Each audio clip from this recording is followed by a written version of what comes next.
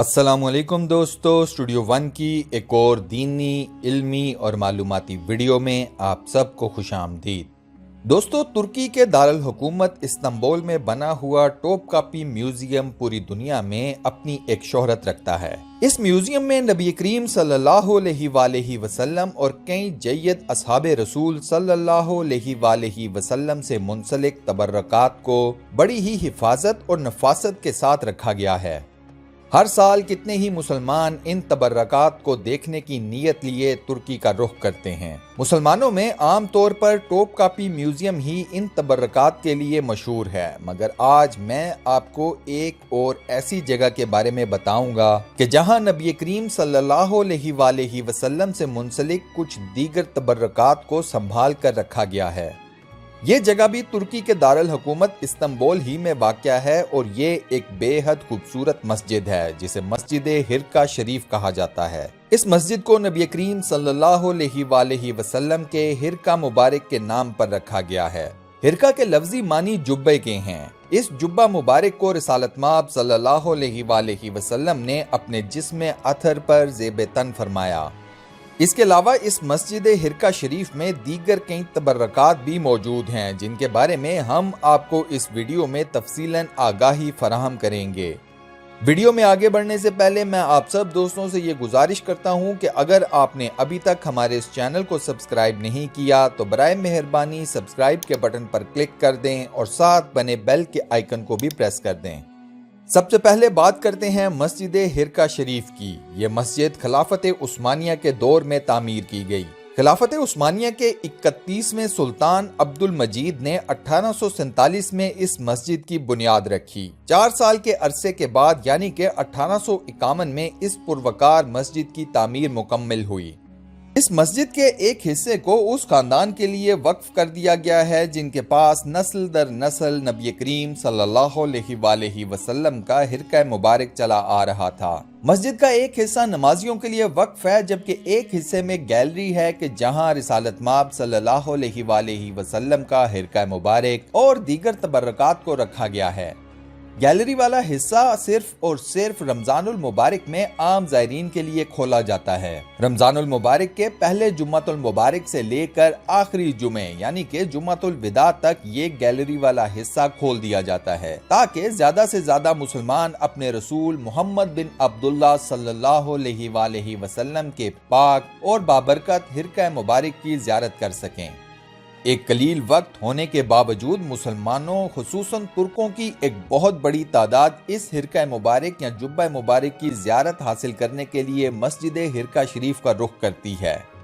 کچھ سال قبل ترک حکومت نے اس مسجد کی تزئین و آرائش دوبارہ سے مکمل کی ہے۔ اس دوران مسجد ہرکا شریف کو عام عوام کے لیے بند کر دیا گیا تھا، لیکن اب چونکہ تزئین و آرائش کا کام مکمل ہو چکا ہے لہٰذا ایک بار پھر اس مسجد کو عاشقان رسول صلی اللہ علیہ وآلہ وسلم کے لیے کھول دیا گیا ہے۔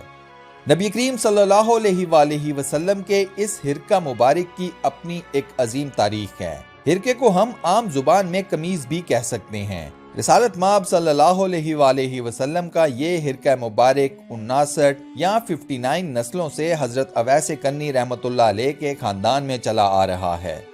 روایات میں ہمیں ملتا ہے کہ عاشق رسول صلی اللہ علیہ وآلہ وسلم حضرت اویس کرنی رحمۃ اللہ علیہ یمن کے رہنے والے تھے۔ والدہ بڑھاپے کی عمر میں تھیں اور بیماری نے ان کو آن گھیرا تھا۔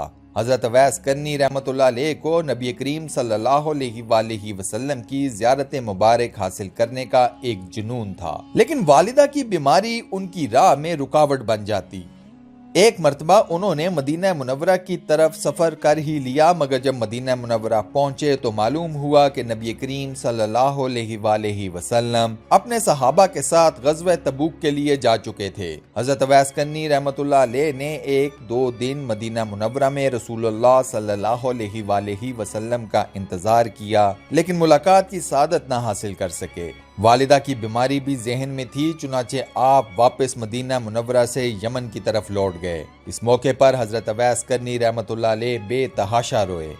جب نبی کریم صلی اللہ علیہ وآلہ وسلم کی مدینہ منورہ واپسی ہوئی تو آپ صلی اللہ علیہ وآلہ وسلم کو حضرت اویس کرنی کے بارے میں آگاہ فرمایا گیا۔ اس موقع پر اللہ کے رسول صلی اللہ علیہ وآلہ وسلم نے اپنا حرکہ مبارک مولا علی کرم اللہ وجہ اور سیدنا عمر ابن خطاب رضی اللہ تعالیٰ عنہ کے حوالے کیا اور ارشاد فرمایا کہ اسے اویس کرنی تک پہنچا دینا۔ نبی کریم صلی اللہ علیہ وآلہ وسلم کے وصال مبارک کے بعد مولا علی کرم اللہ وجہ اور سیدنا عمر ابن خطاب رضی اللہ تعالیٰ عنہ نے یمن کا رخ کیا اور حضرت اویس کرنی رحمۃ اللہ علیہ کو رسول اللہ صلی اللہ علیہ وآلہ وسلم کا حرکہ مبارک پہنچا دیا۔ یہ حرکہ مبارک حضرت اویس کرنی کے پاس ان کی شہادت تک رہا۔ حضرت اویس کرنی رحمۃ اللہ علیہ جنگ صفین میں حضرت علی کرم اللہ وجہ کے لشکر میں تھے اور اسی جنگ میں آپ شہید ہوئے۔ آپ کی شہادت کے بعد یہ حرکہ مبارک آپ کے بھائی کی وراثت میں آ گیا اور پھر اس کے بعد نسل در نسل اسی خاندان کی میراث چلتا آیا ہے۔ یہ حرکہ مبارک لینن، کاٹن اور سلک کا بنا ہوا ہے۔ حرکہ مبارک اور دیگر تمام تبرکات کو ایک خاص درجہ حرارت اور ماحول میں رکھا گیا ہے تاکہ ان تمام تبرکات اور ان کے کیسز یا فریمز کو جن میں ان تبرکات کو رکھا گیا ہے کسی بھی قسم کی کوئی خرابی سے دور رکھا جائے۔ ان تبرکات کے قریب موبائل یا ٹی وی کیمروں کی فلیش لائٹس کو بھی بند کروا دیا جاتا ہے۔ رحمت للعالمین نبی کریم صلی اللہ علیہ وآلہ وسلم کے حرکہ مبارک کے ساتھ عاشق رسول صلی اللہ علیہ وآلہ وسلم حضرت اویس کرنی رحمت اللہ علیہ کی پگڑی مبارک اور مفلر مبارک کو بھی رکھا گیا ہے۔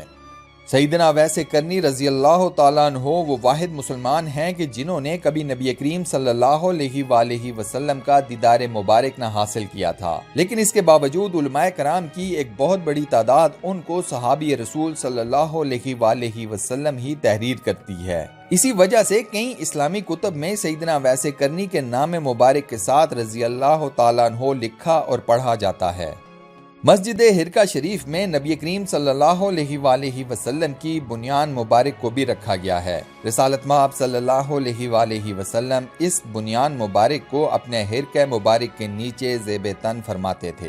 اس بنیان مبارک کو بھی ایک شیشے کے فریم میں نہایت نفاست اور حفاظت سے رکھا گیا ہے۔ اس فریم کے ساتھ الٹے ہاتھ پر ایک اور فریم موجود ہے جس میں نبی کریم صلی اللہ علیہ وآلہ وسلم کے داڑھی مبارک کے چند بابرکت اور مبارک بال اور آپ صلی اللہ علیہ وآلہ وسلم کے نالین مبارک کو رکھا گیا ہے۔ اس کے علاوہ ایک فریم میں روضہ رسول صلی اللہ علیہ وآلہ وسلم کے اندر کی مٹی مبارک، وہ اسپونج جس سے نبی کریم صلی اللہ علیہ وآلہ وسلم کے روضہ مبارک کی صفائی کی جاتی تھی، اور ایک موم بتی کا ٹکڑا موجود ہے جو کہ کسی زمانے میں روضہ رسول صلی اللہ علیہ وآلہ وسلم کے اندر روشن رہا۔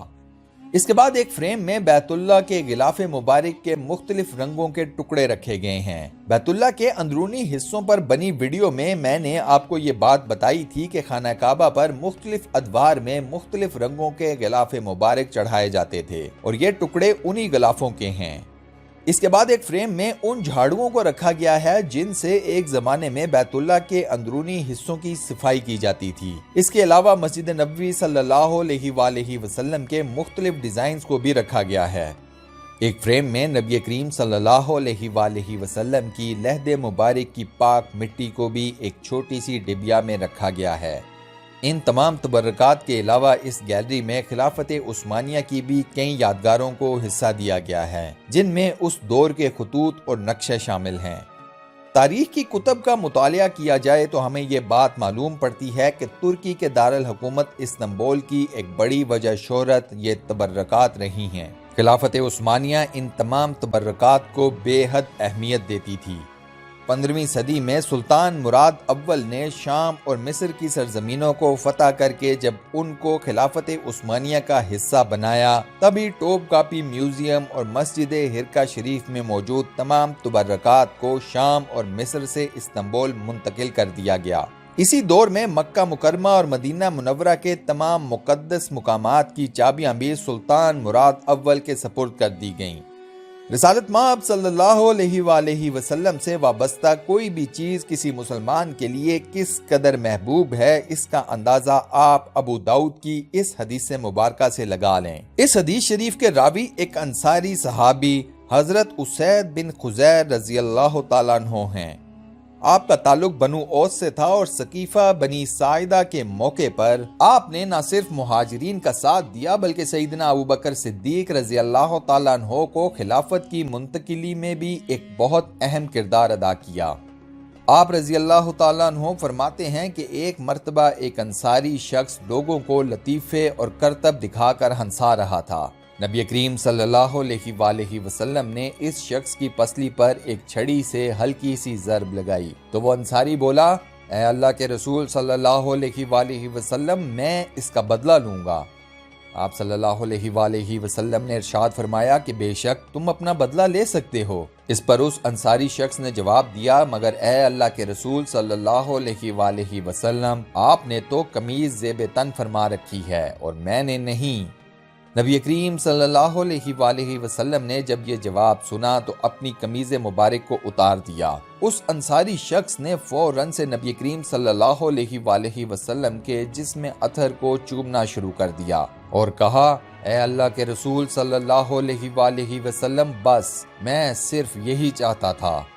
اسی جسم اطہر سے لپٹے کچھ کپڑے مسلمانوں میں نسل در نسل چلے آ رہے ہیں اور ان تبرکات سے مسلمانوں کی محبت اور عقیدت کا اندازہ لگانا کوئی مشکل امر نہیں۔